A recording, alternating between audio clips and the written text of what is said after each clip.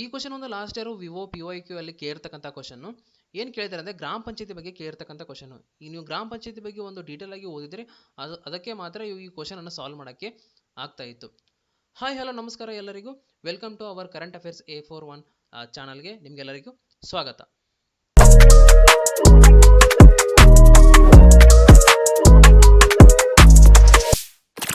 So ಈ ವಿಡಿಯೋದಲ್ಲಿ ನಾವು ಒಂದು ಗ್ರಾಮ ಪಂಚಾಯತಿ ಬಗ್ಗೆ ಡಿಸ್ಕಸ್ ಮಾಡೋಣ. ಲಾಸ್ಟ್ ಇಯರ್ ಒಂದು ಯಾವ ರೀತಿ ಕ್ವಶನ್ಸ್ ಕೇಳಿದ್ರು ಅದೇ ರೀತಿ ಆ ಕ್ವಶನ್ ಅನ್ನು ನಾವು ಇನ್ ಡೀಟೇಲ್ ಆಗಿ ಒಂದು ಅನಲೈಸಿಸ್ ಮಾಡೋಣ. ನೀವು ಮುಂಬರುವ ಒಂದು ಎಕ್ಸಾಮ್ಸ್ಗಳಲ್ಲಿ ಕೂಡ ಹೆಲ್ಪ್ ಆಗುತ್ತೆ. So let's start the video.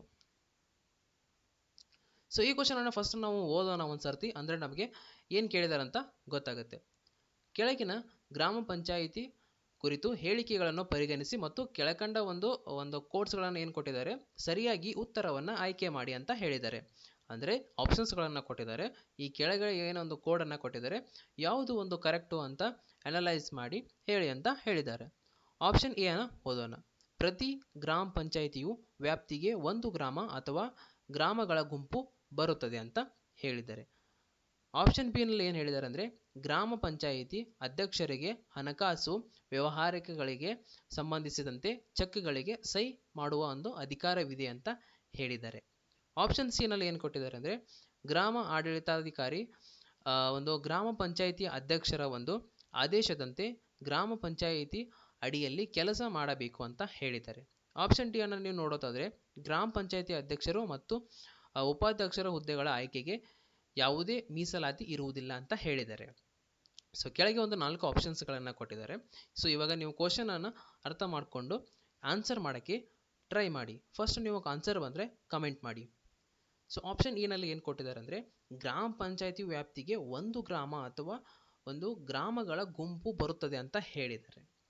So option 2 ನಲ್ಲಿ ಏನು ಕೊಟ್ಟಿದ್ದಾರೆ ಅಂದರೆ, ಒಂದು ಹಣಕಾಸು ಬಗ್ಗೆ, ಅಂದರೆ ಅಧ್ಯಕ್ಷರ ಒಂದು ಹಣಕಾಸುಗಳ ಬಗ್ಗೆ ಕೊಟ್ಟಿದ್ದಾರೆ. ಆಪ್ಷನ್ ಸಿ ನಲ್ಲಿ ನೋಡೋದಾದ್ರೆ ವಿಒ ಎಕ್ಸಾಮ್, ನೀವೇನು ಬರಿತಾ ಇದ್ದೀರಾ ವಿಒ ಎಕ್ಸಾಮು, ಅದ್ರ ಬಗ್ಗೆನೇ ಕೇಳಿದ್ದಾರೆ. ಸೊ ನೀವು ಒಂದು ಬರಿತಾ ಇರ್ತಕ್ಕಂಥ ಪೋಸ್ಟ್ ಕೂಡ ಒಂದು ಇಂಪಾರ್ಟೆಂಟ್ ಕ್ವಶನ್ ಆಗಿ ಕೇಳಿದ್ದಾರೆ. ಸೊ ಇದಕ್ಕೆ ಸರಿಯಾದ ಉತ್ತರ ನೋಡೋದಾದ್ರೆ ಆಪ್ಷನ್ ಎ ಇದಕ್ಕೆ ಸರಿಯಾದ ಆನ್ಸರ್. ಎ ಮತ್ತು ಬಿ ಮಾತ್ರ ಕರೆಕ್ಟ್ ಆದ ಆನ್ಸರ್. ಯಾವುದು? ಆಪ್ಷನ್ ಎ ಮತ್ತು ಆಪ್ಷನ್ ಬಿ ಇದಕ್ಕೆ ಸರಿಯಾದ ಆನ್ಸರ್. ಸೊ ಇವಾಗ ನಾವು ಪ್ರತಿಯೊಂದು ಒಂದು ಸ್ಟೇಟ್ಮೆಂಟ್ಸ್ಗಳನ್ನು ಡಿಸ್ಕಸ್ ಮಾಡ್ತಾ ಹೋಗೋಣ. ಯಾಕಂದರೆ ನೀವು ಈ ಥಿಯರಿಯನ್ನು ನೀವು ಒಂದು ಕಡೆ ಬರೆದಿಟ್ಕೊಳ್ಳಿ, ಮುಂದೆ ಬರುವಂಥ ಎಕ್ಸಾಮ್ಸ್ಗಳಿಗೆ ಕೂಡ ಹೆಲ್ಪ್ ಆಗುತ್ತೆ. Statement 1 correct. ಯಾಕೆ ಕರೆಕ್ಟು ಅಂತ ನೋಡೋಣ ನಾವು ಇವಾಗ. ಗ್ರಾಮ ಪಂಚಾಯಿತಿಯು ಒಂದು ಜನಸಂಖ್ಯೆ ಮತ್ತು ಆಡಳಿತಾತ್ಮಕ ಅನುಕೂಲತೆಯ ಆಧಾರದ ಮೇಲೆ ಒಂದು ಗ್ರಾಮ ಅಥವಾ ಗ್ರಾಮಗಳ ಗುಂಪಾಗಿ ರಚಿಸಲಾಗುತ್ತದೆ ಅಂತ ಹೇಳಿದ್ದಾರೆ. ಅಂದರೆ ಇವಾಗ ಗ್ರಾಮ ಪಂಚಾಯಿತಿಯನ್ನು ಯಾವ ರೀತಿ ಒಂದು ಫಾರ್ಮ್ ಮಾಡ್ತಾರಪ್ಪ ಅಂದರೆ, ನಾವು ಅನ್ಕೋಬಹುದು ಗ್ರಾಮ ಪಂಚಾಯಿತಿ ಅಂದರೆ ಒಂದು ಗ್ರಾಮದಲ್ಲಿ ಒಂದು ಗ್ರಾಮ ಪಂಚಾಯಿತಿ ಇರುತ್ತೆ ನಾವು ಅನ್ಕೊಂತಿರ್ತೀವಿ. ಅದಕ್ಕೆ ನಾವು ಆ ಆಪ್ಷನ್ ಅನ್ನು ರಾಂಗ್ ಅಂತ ಹಾಕ್ತೀವಿ. ಬಟ್ ಏನಾಗುತ್ತೆ, ಒಂದು ಗ್ರಾಮಗಳ ಗುಂಪನ್ನು ಕೂಡ ಇವಾಗ ಒಂದು 2-3 ಗ್ರಾಮಗಳ ಒಂದು ಜನಸಂಖ್ಯೆ ಏನಾದರೂ ಕಡಿಮೆ ಇತ್ತಂದರೆ ಆ 2-3 ಗ್ರಾಮಗಳನ್ನು ಕೂಡ ಒಂದು ಗ್ರಾಮ ಪಂಚಾಯಿತಿಯನ್ನು ಆಗಿ ಮಾಡ್ತಾರೆ. ಅದೇ ರೀತಿ ನೀವು ನೋಡೋದಾದರೆ ಇದು ಒಂದು ಸಂವಿಧಾನದ 9ನೇ ಭಾಗದಲ್ಲಿ ಡಿಸ್ಕಷನ್ ಮಾಡ್ತಾರೆ. ಅಂದರೆ ನಮ್ಮ ಭಾರತದ ಸಂವಿಧಾನದಲ್ಲಿ ಯಾವ ಒಂದು ಭಾಗದಲ್ಲಿ ಡಿಸ್ಕಸ್ ಮಾಡ್ತಾರಪ್ಪ ಅಂದರೆ ಗ್ರಾಮ ಪಂಚಾಯಿತಿಯನ್ನು ಭಾಗ 9ರಲ್ಲಿ ಡಿಸ್ಕಸ್ ಮಾಡ್ತಾರೆ. ಹಾಗೂ ಕರ್ನಾಟಕ ಒಂದು ಗ್ರಾಮ ಸ್ವರಾಜ್ ಮತ್ತು ಪಂಚಾಯತ್ ರಾಜ್ ಅಧೀನದ ಅಡಿಯಲ್ಲಿ ಗ್ರಾಮೀಣ ಒಂದು ಸ್ಥಳೀಯ ಸ್ವ ಆಡಳಿತ ಮೂಲ ಪ್ರಕಟವಾಗುತ್ತದೆ ಅಂತ ಹೇಳಿದ್ದಾರೆ. ಅಂದರೆ ಇದು ಒಂದು ಗ್ರಾಮ ಪಂಚಾಯಿತಿ ಏನಿದೆ ಅಲ್ಲ, ಅದು ಕರ್ನಾಟಕದ ಗ್ರಾಮೀಣ ಸ್ವರಾಜ್ಯ ಮತ್ತು ಪಂಚಾಯತ್ ರಾಜ್ ಅಧೀನದ ಅಡಿಯಲ್ಲಿ ಒಂದು ಗ್ರಾಮ ಸ್ಥಳೀಯ ಸ್ವ ಆಡಳಿತದಲ್ಲಿ ಬರ್ತದೆ ಅಂತ ಹೇಳಿದ್ದಾರೆ. ಸ್ಟೇಟ್ಮೆಂಟ್ 2 ಅನ್ನು ಡಿಸ್ಕಸ್ ಮಾಡೋಣ ಇವಾಗ. ಗ್ರಾಮ ಪಂಚಾಯತ್ ಅಧ್ಯಕ್ಷರು ಮತ್ತು ಗ್ರಾಮ ಪಂಚಾಯಿತಿ ಕಾರ್ಯನಿರ್ವಾಹಕ ಒಂದು ಮುಖ್ಯಸ್ಥರಾಗಿರ್ತಾರೆ ಅಂತ ಹೇಳಿದ್ದಾರೆ. ಅಂದರೆ ಇವಾಗ ಪಂಚಾಯತ್ ಅಧ್ಯಕ್ಷರು ಏನಿರ್ತಾರೆ ಅವರು ಏನಾಗಿರ್ತಾರಪ್ಪ ಅಂದರೆ ಒಂದು ಎಕ್ಸಿಕ್ಯೂಟಿವ್ ಕೂಡ ಹೆಡ್ ಆಗಿರ್ತಾರೆ. ಅಂದರೆ ಕಾರ್ಯನಿರ್ವಾಹಕ ಒಂದು ಮುಖ್ಯಸ್ಥರಾಗಿರ್ತಾರೆ ಅಂತ ಹೇಳಿರ್ತಾರೆ. ಅಂದರೆ ಅವರು ಈಗೇನು ಪ್ರೆಸಿಡೆಂಟ್ ಇರ್ತಾರಲ್ಲ ಗ್ರಾಮ ಪಂಚಾಯಿತಿ, ಅವರು ಕೂಡ ಏನಾಗಿರ್ತಾರಪ್ಪ ಅಂದರೆ ಒಂದು ಎಕ್ಸಿಕ್ಯೂಟಿವ್ ಹೆಡ್ ಆಗಿರ್ತಾರೆ.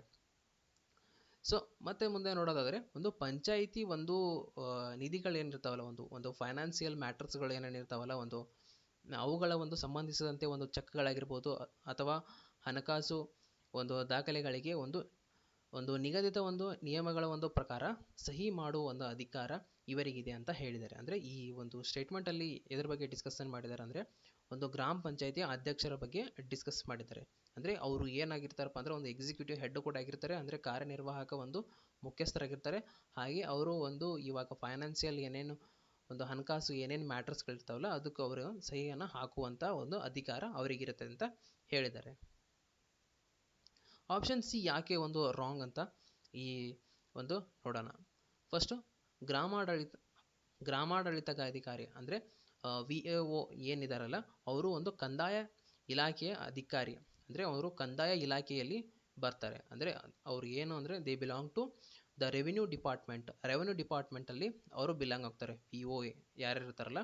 ಸೊ VOA ಅಂದರೆ ಈ VAO ಅವ್ರು ಏನಿರ್ತಾರಲ್ಲ ಅವರು ಒಂದು ತಹಸೀಲ್ದಾರ್ ಮತ್ತು ಸಹಾಯುಕ್ತ ಆಯುಕ್ತ ಹಾಗೂ ಜಿಲ್ಲಾಧಿಕಾರಿಗಳ ಒಂದು ಆಡಳಿತಾತ್ಮಕ ಒಂದು ನಿಯಂತ್ರಣದ ಅಡಿಯಲ್ಲಿ ಕೆಲಸ ಮಾಡುತ್ತಾರೆ ಅಂತ ಹೇಳಿದ್ದಾರೆ. ಅಂದರೆ ಇವಾಗ ಇವರು ಏನು ವಿಲೇಜ್ ಅಕೌಂಟೆಂಟ್ ಏನಿರ್ತಾರಲ್ಲ ಅವರು ಯಾರ ಒಂದು ಅಂಡರಲ್ಲಿ ಅಡ್ಮಿನಿಸ್ಟ್ರೇಟಿವ್ ಕಂಟ್ರೋಲಲ್ಲಿ ಇರ್ತಾರಪ್ಪ ಅಂದರೆ ಅವರು ಒಂದು ತಹಸೀಲ್ದಾರ್ ಆಗಿರ್ಬೋದು, ಒಂದು ಅಸಿಸ್ಟೆಂಟ್ ಕಮಿಷನರ್ ಆಗಿರ್ಬೋದು, ಅಥವಾ ಡೆಪ್ಯೂಟಿ ಒಂದು ಕಮಿಷನರ್ ಒಂದು ಅಡಿಯಲ್ಲಿ ಅವ್ರು ಏನು ಮಾಡ್ತಾರೆ ಕೆಲಸವನ್ನು ಮಾಡ್ತಾರೆ.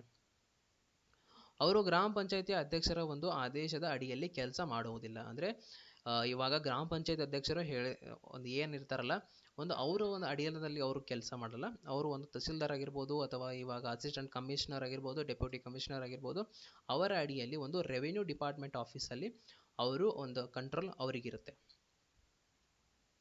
ಇವಾಗ ಆಪ್ಷನ್ ಡಿ ಅನ್ನು ಯಾಕೆ ರಾಂಗ್ ಅಂತ ನೋಡೋಣ. ಗ್ರಾಮ ಪಂಚಾಯತಿ ಅಧ್ಯಕ್ಷ ಮತ್ತು ಉಪಾಧ್ಯಕ್ಷರ ಹುದ್ದೆಗಳಿಗೆ ಮೀಸಲಾತಿ ಇರುತ್ತದೆ ಅಂತ ಹೇಳಿದ್ದಾರೆ. ಆಪ್ಷನ್ ಡಿ ನಲ್ಲಿ ಏನು ಕೊಟ್ಟಿದ್ರು ಅಂದರೆ ಒಂದು ಗ್ರಾಮ ಪಂಚಾಯತಿ ಮತ್ತು ಗ್ರಾಮ ಪಂಚಾಯತಿ ಅಧ್ಯಕ್ಷರು ಉಪಾಧ್ಯಕ್ಷರು ಏನಿರ್ತಾರಲ್ಲ ಅವರಿಗೊಂದು ಮೀಸಲಾತಿ ಇರೋದಿಲ್ಲ ಅಂತ ಕೊಟ್ಟಿದ್ರು. ಬಟ್ ಅವರಿಗೆ ಕೂಡ ಏನಿರುತ್ತೆ ಒಂದು ಮೀಸಲಾತಿ ಇರುತ್ತೆ ಅವರಿಗೆ ಆಯ್ಕೆ ಮಾಡೋಕ್ಕೆ. ಸೊ ಈ ಹುದ್ದೆಗಳಿಗೆ ಪರಿಶಿಷ್ಟ ಜಾತಿ, ಪರಿಶಿಷ್ಟ ಪಂಗಡ ಹಾಗೂ ಹಿಂದುಳಿದ ವರ್ಗಗಳು ಮತ್ತು ಮಹಿಳೆಯರಿಗೆ ಒಂದು ಸರದಿ ಒಂದು ಆಧಾರದಲ್ಲಿ ಒಂದು ಮೀಸಲಾತಿ ನೀಡುತ್ತದೆ. ಅಂದರೆ ಈ ರಿಸರ್ವೇಷನ್ ಏನಿರುತ್ತೆ ಅಂದರೆ ರೊಟೇಷನ್ ಆಗಿ ಇರುತ್ತೆ. ಅಂದರೆ ರೊಟೇಷನ್ ಮಾಡ್ತಾರೆ. ಇವಾಗ ಶೆಡ್ಯೂಲ್ ಕಾಸ್ಟ್ ಆಗಿರ್ಬೋದು, ಶೆಡ್ಯೂಲ್ ಟ್ರೈಬ್ಸ್ ಆಗಿರ್ಬೋದು, ಅಥವಾ ಬ್ಯಾಕ್ವರ್ಡ್ ಕ್ಲಾಸಸ್ಸು ಮತ್ತು ವುಮೆನ್ಸ್ ಇವರಿಗೆ ಯಾವ ರೀತಿ ಅಂದರೆ ಒಂದು ರೊಟೇಷನ್ ರೀತಿಯಲ್ಲಿ ಒಂದು ಅವರಿಗೆ ರಿಸರ್ವೇಷನ್ ಸೀಟನ್ನು ಕೊಡ್ತಾರೆ. ಸೊ ಇದು ನನ್ನ ಟೆಲಿಗ್ರಾಮ್ ಚಾನಲು. ಈ ಚಾನಲನ್ನು ನೀವು ಸ್ಕ್ಯಾನ್ ಮಾಡಿಬಿಟ್ಟು ಒಂದು ಜಾಯಿನ್ ಆದರೆ ಇಲ್ಲಿ ಡಿಸ್ಕಸ್ ಮಾಡಿರ್ತಕ್ಕಂಥ ಎಲ್ಲ ಕ್ವಶನ್ಸ್ಗಳ ಥಿಯರಿಯನ್ನು ನಾನು ಇದರಲ್ಲಿ ಅಪ್ಲೋಡ್ ಮಾಡ್ತೀನಿ. ಅಥವಾ ಮುಂಬರುವ ಎಕ್ಸಾಮ್ಸ್ಗಳ ಬಗ್ಗೆ ಒಂದು ಡಿಸ್ಕಷನ್ಸು ಲಿಂಕ್ಸು ಆಗಿರ್ಬೋದು, MCQ ಆಗಿರ್ಬೋದು ಅದರಲ್ಲಿ ನಾನು ಪೋಸ್ಟ್ ಮಾಡ್ತೀನಿ. ಸೊ ಇದನ್ನು ಸ್ಕ್ಯಾನ್ ಮಾಡಿಬಿಟ್ಟು ಜಾಯಿನ್ ಆಗಿ. ಸೊ ಈ ವಿಡಿಯೋದಲ್ಲಿ ಇಷ್ಟ ಆಗಿತ್ತು. ಮುಂದಿನ ವಿಡಿಯೋದಲ್ಲಿ ಮತ್ತೊಂದು ಕ್ವಶನ್ಸನ್ನು ಡೀಟೇಲ್ ಆಗಿ ಎಕ್ಸ್ಪ್ಲೇನ್ ಮಾಡೋಣ. ಸೊ ಎಲ್ಲರಿಗೂ ಧನ್ಯವಾದಗಳು. ಮತ್ತೆ ಮುಂದಿನ ವಿಡಿಯೋದಲ್ಲಿ ಸಿಗೋಣ.